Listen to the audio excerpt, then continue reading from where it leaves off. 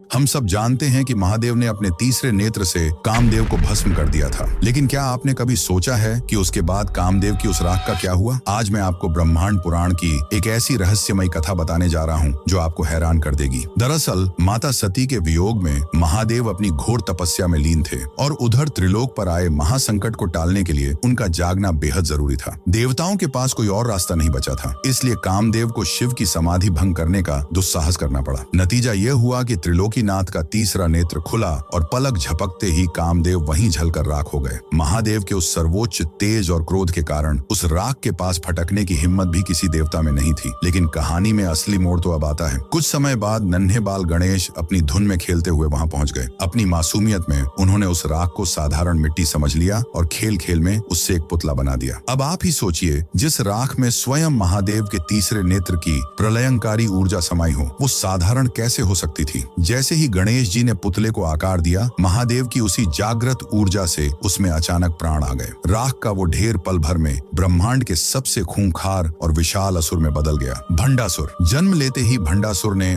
परमेश्वर शिव की घोर तपस्या शुरू कर दी और त्रिलोक पर राज करने का अजेय वरदान हासिल कर लिया। बाल गणेश की एक छोटी सी लीला और कामदेव की राख ने एक ऐसे महाअसुर को जन्म दिया जिसका अंत करने के लिए बाद में स्वयं माता ललिता त्रिपुर सुंदरी को अवतार लेना पड़ा। आज भी तमिलनाडु का प्रसिद्ध कांची कामाक्षी मंदिर माता ललिता त्रिपुर सुंदरी की भंडासुर पर इसी भव्य विजय और आदि शक्ति का जीवंत प्रतीक माना जाता है। महादेव और माता शक्ति की लीलाएं सच में अद्भुत हैं। अगर आप भी इनके सच्चे भक्त हैं तो कमेंट्स में ओम नमो पार्वती पते हर हर महादेव जरूर लिखें।